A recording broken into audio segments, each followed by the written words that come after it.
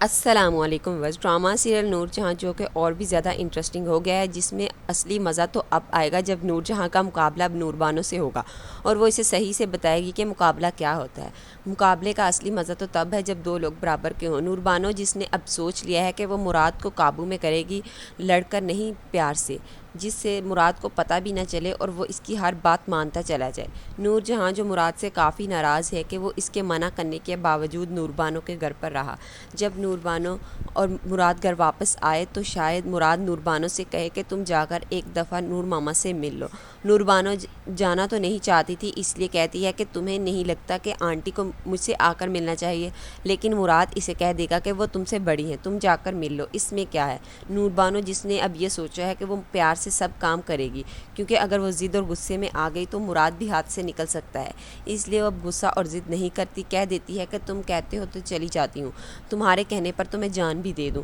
ایسی باتوں سے مراد خود ہی نور بانو کی طرف ہوتا چلا جائے گا اور نور جہاں کچھ کر بھی نہیں سکے گی۔ نور بانو تو اب اس گھر میں آئی ہی اس نور جہاں سے بدلہ لینے ہیں، نور جہاں کو اس کے کیے کاموں اور غرور کی سزا دینے۔ نور بانو جب نور جہاں کے پاس جاتی ہے تو نور جہاں اپنا اصلی چہرہ اس کے سامنے لے آتی ہے، یہ کہہ کر کہ اتنی کوئی چھوٹی عمر بھی نہیں تھی بھائی صاحب کی، بجائے نور بانو کو حوصلہ دینے کے الٹا اسے باتیں سناتی ہے۔ نور بانو اس کی باتیں ایسے ہنس کر اور چپ کر کے برداشت کرتی ہے کہ اگر ابھی غصہ دکھا دیا تو ساری گیم ہاتھ سے نکل جائے گی۔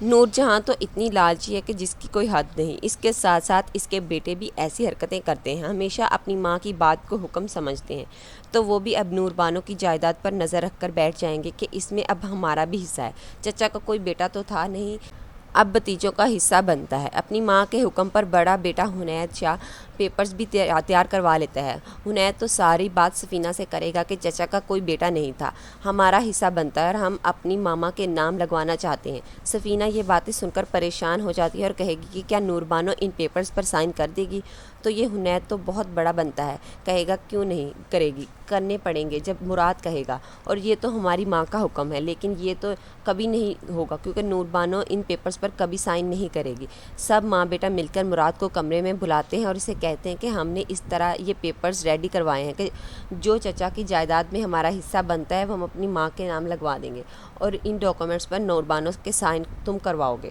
مراد حیران تو ہوگا کہ یہ سب کیا کر رہے ہیں، ادھر نور بانو کے والد کو گزرے کچھ دن ہی ہوئے ہیں اور ان کو جائیداد کی پڑی ہے، شاید وہ کہیں گے کہ ہاں کروا لوں گا، لیکن جب وہ نور بانو سے کہے گا تو نور بانو ایسا نہیں کرے گی اور الٹا اسے ہی اپنی باتوں میں لے لے گی کہ یہ سب میرا ہے، یعنی تمہارا ہے، یہ سب گھر والے تم سے جلتے ہیں اور تم سے یہ چھیننا چاہتے ہیں۔ شاید ایسی باتیں کر کے یہ نور بانو مراد کو اسی کے گھر والوں کے خلاف کر دے اور ان میں لڑائیاں ڈالے۔ تو ویورز، آپ کو کیا لگتا ہے کہ نور بانو جائیداد کے پیپرز پر سائن کر دے گی اور کیا نور جہاں اپنے مقصد میں کامیاب ہوگی؟ اپنی رائے کا اظہار کمنٹ سیکشن میں ضرور کیجیے۔ ملتے ہیں اگلی ویڈیو میں، تب تک کے لیے اللہ حافظ۔